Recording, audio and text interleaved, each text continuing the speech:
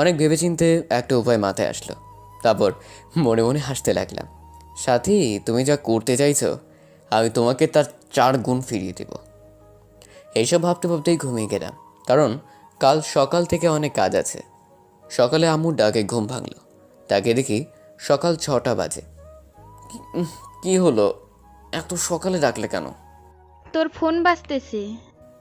ও, দাও বলেই ফোনটা ধরলাম। অফিসের বস ফোন দিয়েছিল, জরুরি অফিসে যেতে হবে। কি সমস্যা নাকি হয়েছে ডিলারদের সাথে, কি আর করার। তাই উঠে ফ্রেশ হয়ে চলে গেলাম অফিসে। সারাদিন অফিসের ঝামেলা শেষ করে বাসায় আসলাম। তারপর বসে বসে গান শুনছিলাম। তখনই মনে পড়লো তৌফিকের কথা। তৌফিক ইউকেতেই থাকে, আরও অনেক বড় একটা কোম্পানির ম্যানেজার। তাই যা করার ওকে দিয়েই করাতে হবে। তাই ফোনটা বের করে ফোন দিলাম ওকে। একবার রিং হওয়ার পর ফোনটা ধরলো। খিরে মামা, কি খবর? ভালো। তোর কি খবর? কি আর অবস্থা, চলতেছে দিন। হুম শোন, তোকে একটা কাজে ফোন দিয়েছিলাম। কি কাজ? তোকে আমার কিছু ইনফরমেশন বের করে দিতে হবে। কিরকম ইনফরমেশন? একজন লোকের সব ইনফরমেশন বের করে দিতে হবে, এমনি কি তার সম্পত্তিগুলো কার কার নামে আছে সেগুলো পর্যন্ত। কি বলিস মামা, এটা তো অনেক বড় বিপজ্জনক কাজ। তুই পারবি কি না সেটা বল। দেখ হুসাইন, এটা বাংলাদেশ না যে ঘুষ দিয়ে বের করে ফেলতে পারবো। এটা ইউকে। যদি কর্তৃপক্ষ জানতে পারে আমি কারো সম্পত্তি লিস্ট দেখছি বা তার ব্যাপারে ইনফরমেশন এসছে, তাহলে আমার জেল হতে পারে। তার মানে তুই পারবি না, তাই তো? দেখ, আমি সেটা বলিনি। তুই লোকের নাম ঠিকানা পাঠা, আমি দেখতেছি আমার সহপাঠীদের সাথে কথা বলে। ওকে, আমি পাঠাচ্ছি। তুই ওদের সাথে কথা বলে আমাকে জানা। ওকে। আমি ইমেইলে ওকে কোম্পানির নাম ঠিকানা সব কিছু দিয়ে দিলাম। গুগল থেকে আরও কিছু ইনফরমেশন নিলাম, এমনকি ফাহাদ কাকুর ছবিটাও পেলাম। সব কিছু ওকে দিয়ে ল্যাপটপ বন্ধ করে খেতে চলে আসলাম। এসে দেখি সবাই বসে গল্প করছে, তাই আমিও গিয়ে বসে গেলাম। সব টেনশন বাদ দিয়ে মজা করতে লাগলাম। হঠাৎ সাথীর দিকে নজর পড়তেই দেখি ও কারোর সাথে ফোনে কথা বলছে। হঠাৎ সাথীও আমার দিকে তাকালো। আমি ওর দিকে তাকিয়ে একটা রহস্যময় হাসি দিলাম। ব্যাস, ওর সব কিছু শেষ, মুখটা শুকিয়ে গেল আর কি যেন ভাবতে লাগলো। তারপর আমি আবার ওদের সাথে মজা করতে লাগলাম। তারপর খাওয়া দাওয়া করে একেবারে রুমে আসলাম। ল্যাপটপটা ওপেন করতে দেখি তৌফিক নক করে রেখেছে। হুসাইন, বের করতে কিছুদিন সময় লাগবে। কীরকম? এই 2 সপ্তাহ খানেক। আসলে বুঝেছি তো, এগুলো সময়ের কাজ। আর এদেশে তো ঘুষ নেই না, আর যারা নেই তারা অনেক সেফলি কাজ করে, তাই কিছু সময় লাগবে। ওকে, কিন্তু যাই করিস একটু তাড়াতাড়ি, আর এই কথাটা যেন কেউ জানতে না পারে। আরে তুই চিন্তা করিস না, এটা জানাজানি হলে আমারই বিপদ হবে। সো তুই নিশ্চিন্তে ঘুমা। ওকে বলে ল্যাপটপ পাশে রেখে ঘুমিয়ে গেলাম। সকালে আম্মুর ডাকে ঘুম ভাঙলো। নাস্তা করে রেডি হতে লাগলাম অফিসে যাওয়ার জন্য। তখনই আম্মু দরজায় নক করলো। কিরে, রেডি হচ্ছিস? কেন? তুই যাওয়ার সময় জান্নাতকে একটু ড্রপ করে দিবি। কেন, জান্নাত কোথায় যাবে আবার? ওর নাকি একটা জরুরি ক্লাস আছে, তাই ওকে আজকে ভার্সিটিতে যেতে হবে। যাও, গিয়ে রেডি থাকতে বলো। ও রেডিই আছে, তুই যাওয়ার সময় ওকে নামিয়ে দিয়ে যাস, তাই হবে। ওকে। রেডি হয়ে নিচে গিয়ে দেখি জান্নাত রেডি হয়ে বসে আছে। ওকে দেখেই মাথাটা চক্কর দিয়ে উঠল। তাকে দেখি জান্নাত আজকে অন্য দিনের চেয়ে অনেক সুন্দর হয়ে সেজেছে। চোখে কাজল, মাথার চুলগুলো সুন্দর করে গুছিয়ে রাখা, কপালে টিপটা আরও সুন্দর করে তুলেছে জান্নাতকে। এসব ভাবছিলাম, তখনই জান্নাত চোখের সামনে হালকা করে ওর চুড়ি নাড়া দিল। এতে আমি ভাবনার জগৎ থেকে বাইরে আসলাম। কি হলো? এভাবে আমার দিকে তাকিয়ে আছেন কেন? ম্যাম না, এমনি। চলো, এমনিতেই লেট হয়ে যাচ্ছে। চলেন। তারপর দুজনে গাড়িতে এসে বসলাম। তারপর গাড়ি চালাতে লাগলাম আপন গতিতে। শুনলাম আজকে নাকি আপনার ইম্পর্ট্যান্ট ক্লাস আছে। হুম। আচ্ছা, তোমাকে একটা পার্সোনাল প্রশ্ন করি। বলেন। তোমার কি কোনো বিএফ আছে? ভাইয়া, এই দেশে আমরা মাত্র 4 মাস এসেছি, সো এখানে বিএফ থাকা অসম্ভব। তাহলে আজকে কিসের ক্লাস করতে যাচ্ছ? মানে? মানে যে মেয়েদের বিএফ থাকে না তাদের তো সাধারণত ইম্পর্ট্যান্ট ক্লাস থাকে না, তো তোমার আবার কি ক্লাস আছে? ও আসলে আজকে যাওয়ার কারণটা হলো এতদিন যে ক্লাসগুলো মিস করেছি সেইগুলো নোট করতে আনবো। আর সামনে তো এক্সাম, তাই সেটার চার্ট নিতে যাব। বিশ্বাস হচ্ছে না কেন জানি আমার। কেন? মানলাম ক্লাস করতে যাচ্ছেন, তাহলে এত সেজেগুজে কেন? তা একটা মডার্ন মেয়ে হয়ে কপালে টিপ, এটা হজম হচ্ছে না।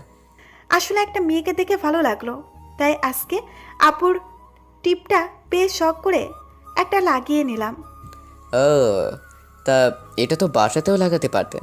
ভার্সিটিতে পড়ে যাচ্ছেন কেন? এমনি দেখি সবাই কি কমেন্ট করে। ও গুড। তা হঠাৎ করে এমন পরিবর্তন করলে মেনে নিতে কষ্ট হয়। সো এসব করার আগে একবার জানাবেন প্লিজ। ওকে, সামনে গিয়ে ডানা রাখেন। ওকে। আপনি কি এটাতে ভর্তি হয়েছেন? কেন? এটাতে আমি স্টাডি করেছি। তাই নাকি? তাহলে তো আমার আর সমস্যা নাই। মানে? মানে এখন থেকে কোনো সমস্যা হলে আপনি তো আছেনই। আসেন আমার সাথে বলে আমি ওর সাথে গাড়ি থেকে নামলাম। আপনি কি ভিতরে যাবেন নাকি? কেন, কোনো সমস্যা? না মানে আপনি গিয়ে কি করবেন? আপনার সব সমস্যা শেষ করে দিয়ে আসি। ওকে চলেন। ওর একটা বান্ধবী আসলো হঠাৎ করে। কিরে জান্নাত, তোর বোনের বিয়ে শেষ হলো? হুম। আপনি হুসাইন ভাইয়া না? হুম। আরে ভাইয়া কেমন আছেন? আর আপনি এখানে? একটু কাজ আছে তাই আসতে হলো। ওহ ভাইয়া, আপনার একটু হেল্প লাগবে আমার। কেমন হেল্প? আপনি একটু আপনার বন্ধুদের বলে দিবেন যেন আমাকে ডিস্টার্ব না করে। আচ্ছা আসো। ভাইয়া, আপনাদের পরীক্ষা বর্ষে আমরা এসে ভর্তি হই, তাই হয়তো আমাকে চিনতে পারেননি আপনি। কিছু না বলে সোজা ক্যান্টিনে চলে গেলাম। গিয়ে দেখি আমার সবগুলো ফ্রেন্ডসগুলো বসে আড্ডা দিচ্ছে। ওরা হলো বর্তমানে ভার্সিটির বড় ভাই। যাই হোক, ওরা আমাকে দেখেই আমার কাছে আসলো, এসে আমাকে জড়িয়ে ধরলো। জান্নাত অবাক হয়ে আমার দিকে তাকিয়ে আছে।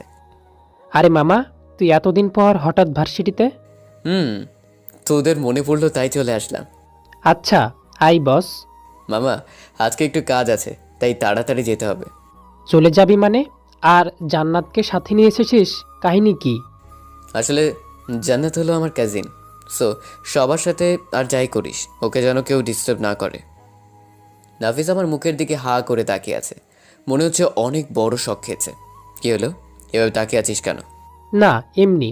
আচ্ছা ভাবি, আপনি যান, কেউ আপনাকে ডিস্টার্ব করবে না। কেউ যদি করে তাহলে আমাকে বলবেন, তাহলেই হবে। ওই ভাবি কে? নাফিস আমার দিকে তাকালো। আমি ইশারায় সরি বলতে বললাম। ও সরি, মুখ ফসকে বের হয়ে গেছে। জান্নাত, তুমি যাও, আর সমস্যা হলে আমাকে জানিও। ওকে। জান্নাত ঠাস করে আমার দিকে ঘুরে তাকালো। কিরে মামা, কাহিনীটা কি বলতো? কিসের কাহিনী? এই প্রথম তুই কোনো মেয়ের জন্য সুপারিশ করলি। তুই তো এমন ছিলি না। আরে এমনি, ওর যেন সমস্যা না হয় তাই বললাম আর কি। ও তা তুই জান্নাতকে ভাবি বললি কেন? আরে আমি তো ভাবছিলাম জান্নাতকে হয়তো তুই বিয়ে করবি। না হলে এভাবে কলেজে এসে আমাদেরকে দেখিয়ে বলে যেতিস না যে ওকে ডিস্টার্ব করিস না। একটা ফোন করলেই তো হতো। আরে যাচ্ছিলাম এইখান দিয়ে, ভাবলাম তোদের সাথে দেখা করে যাই। আচ্ছা, জান্নাতকে কি আমাদের ভাবি বানানোর মতলব আছে নাকি? নাফিসের কথাটা ভাবতে লাগলাম। আসলে খারাপ কথা বলেনি নাফিস। সাথীর বড় হাতিয়ার হলো আমার ভাইয়া, আর এটাই হলো আমার কমজোরির জায়গা। সাথীকে দমাতে হলে ওর একটা কমজোরির জায়গা রাখতে হবে, নাহলে পরেও শক্তিশালী হয়ে যাবে। আর জান্নাত হলো সেই কমজোরিটা। এমনিতেও আমার একটা হাতিয়ার লাগবে, সো জান্নাতকে হাতিয়ার বানাতেই হবে। এসব ভাবছিলাম, তখনই নাফিসের ভাবনার জগৎ থেকে বেরিয়ে আসলাম। কিরে, কি এত ভাবছিস? জান্নাত কি হবে নাকি আমাদের ভাবি? তোর কতটা ভালো লাগছে ভেবে দেখবো। ওকে মামা, তাই এখন কি করবি? অফিসে যেতে হবে। ওকে, কিন্তু মাঝে মাঝে আসিস। ওকে, আর বাকিগুলো কই? ওরা আজকে আসবে না, তাই আমাকেই সামলাতে হবে। ওকে তাহলে আরেকদিন আসিস। ওকে বলেই সেখান থেকে চলে আসতে লাগলাম। আসার সময় দেখি জান্নাত আমার দিকেই আসছে, তাই আমিও দাঁড়ালাম। কি হলো, কিছু বলবেন? থ্যাঙ্কস উপকার করার জন্য। ওয়েলকাম। আচ্ছা এখন যাই, নাহলে অফিসের জন্য লেট হয়ে যাবে। ওকে, কিন্তু বিকেলে যাওয়ার সময় নিয়ে যাবেন। ওকে, আসি বলেই সেখান থেকে চলে আসলাম। সারাদিন অফিস শেষ করে বাসায় আসার সময় জান্নাতকে আনতে গেলাম। গিয়ে ফোন দেওয়ার পর জান্নাত নিচে নেমে আসলো। কোনো কথা না বলেই গাড়িতে উঠে বসে গেল। কেমন কাটলো আজকে? ভালোই। আপনাকে নাকের আগায় রাগ লেগে আছে কেন? এমনি। কেউ কিছু বলেছে? না, তাহলে ভাবে রাগ করে আছেন কেন? এমনি। আচ্ছা, রাগটা কি আমার উপর নাকি অন্য কারোর উপর? আপনার উপর। ও, তাহলে তো আর সমস্যা নেই। ওই, আপনি আগে কি কলেজে র্যাগিংয়ের লিডার ছিলেন? না, কে বলেছে আপনাকে? মিথ্যে বলেন কেন? আপনার ব্যাপারে আজকে সব জেনেছি আমি। কি জেনেছেন? এই ভার্সিটিতে গিয়ে কি কি কাজ করতেন। কি করতাম? এই মেয়েদের র্যাগ দিতেন। সব স্যার ম্যাডাম আপনাকে ভয় পেত। যাকে মন চাইতো তাকেই মারতেন। আরও অনেক কিছু। ওই সময় রাজনীতি করতাম, তাই একটু করতাম আর কি। কিন্তু এগুলো আপনাকে কে বলেছে? কে বলেছে সেটা আপনাকে বলতে যাব কেন? আমার এত গুণ গাইলো, তাকে দেখবো না একবার? থাক, দেখতে হবে না। আরে, ওই সময়ের কথা বাদ দেন। এখন তো এসব ছেড়ে দিয়ে ভালো হয়ে গেছি, তাই না? তা ঠিক। আপনার কপালের টিপটা কোথায়? ফেলে দিয়েছি। কেন? নষ্ট হয়ে গেছে তাই। ও, তবে টিপার শাড়ি পরলে আপনাকে অসম্ভব সুন্দর লাগে। ও, তাই নাকি? তাহলে আজকে রাতে পরে ট্রাই করব। কোনটা বলেন? এটা আপনার ইচ্ছে। ওকে। কথা বলতে বলতে বাসায় চলে আসলাম। তারপর গাড়িটা পার্ক করে ভিতরে আসলাম। এসে দেখি ভাইয়া ওরাও চলে এসেছে, আর দাদু সবাইকে নিয়ে গল্প করছে। কিরে, আজকে এত তাড়াতাড়ি চলে আসলি? মাথাটা ব্যথা করছে, তাই চলে আসছি। ও, তা মেডিসিন খেয়েছিলি? আম্মু, তুমি একটু এসে মাথাটা টিপে দিয়ে যাও তো। তুই গিয়ে ফ্রেশ হ, আমি আসতেছি। ওকে বলে উপরে চলে গেলাম। রুমে গিয়ে শাওয়ার নিয়ে এসে খাটে শুয়ে রইলাম। কিছুক্ষণ পর আম্মু এসে মাথাটা টিপে দিয়ে গেল। তারপর হালকা কিছুক্ষণ ঘুমিয়ে নিলাম। হঠাৎ কারো ডাকে ঘুম ভাঙলো। তাকিয়ে দেখি জান্নাত সামনে দাঁড়িয়ে, তাও শাড়ি পরে, আর কপালে ছোট্ট একটা টিপ। মনে হচ্ছিল কোন এক পরী আমার সামনে দাঁড়িয়ে আছে আর মুচকে মুচকে হাসছে। ওই, আপনার ঘুম ভাঙছে? কেন? এত কষ্ট করে পড়ছি আর আপনি নাকি এখানে পড়ে ঘুমাচ্ছেন? সরি, মাথাটা একটু ব্যথা করছিল, তাই আর কি একটু ঘুমিয়েছিলাম। এখন কি অবস্থা? ভালোই। আজকে সবাই প্ল্যান করতেছে বাইরে ডিনার করবে। কোনটা বলে? ভালোই। তাহলে আর কি উঠে রেডি হয়ে নেন, না হলে আন্টি এসে ডাকিয়ে রেডি হতে পাঠাবে। কিছু না বলে একটা মুচকি হাসি দিয়ে উঠে চলে গেলাম ওয়াশরুমে। ফ্রেশ হয়ে এসে দেখি জান্নাত চলে গেছে, তাই রেডি হয়ে ছাদে গিয়ে দাঁড়িয়ে সিগারেট দৌড়িয়ে টানতে লাগলাম। কিছুক্ষণ পর হঠাৎ কেউ পেছন থেকে বলে উঠল, টেনশন কি বেশি হয়ে গেছে? পেছনে ফিরে দেখি সাথী দাঁড়িয়ে আছে। না, প্ল্যান করছি। আমি তো আর আগে থেকে প্ল্যান করিনি, তাই এখন একটু ভাবছি আর কি। লাভ নেই। সেটা সময় না হয় বলবে। ও ভালো কথা, তোমাকে নিচে ডাকতেছে। বাসার সবাই নাকি আজকে বাইরে ডিনার করবে, তাই তোমাকে রেডি হতে বলেছে আম্মা। আমি রেডি হয়ে আছি। ও তাহলে তো ভালোই। আচ্ছা আমি এখন আসি। আমি দাঁড়িয়ে দাঁড়িয়ে আবার সিগারেট টানায় মন দিলাম। সিগারেট শেষ করে রুমে এসে মোবাইলটা নিয়ে নিচে গেলাম। মোটামুটি সবাই রেডি। আমি গিয়ে ভাইয়ের পাশে বসে গেলাম। তুই এত তাড়াতাড়ি রেডি হয়ে গেলি? তা হঠাৎ করে এমন অদ্ভুত ডিসিশন নিলা যে? কোন ডিসিশন? এই যে আজকে বাইরে খেতে যাওয়ার প্ল্যান।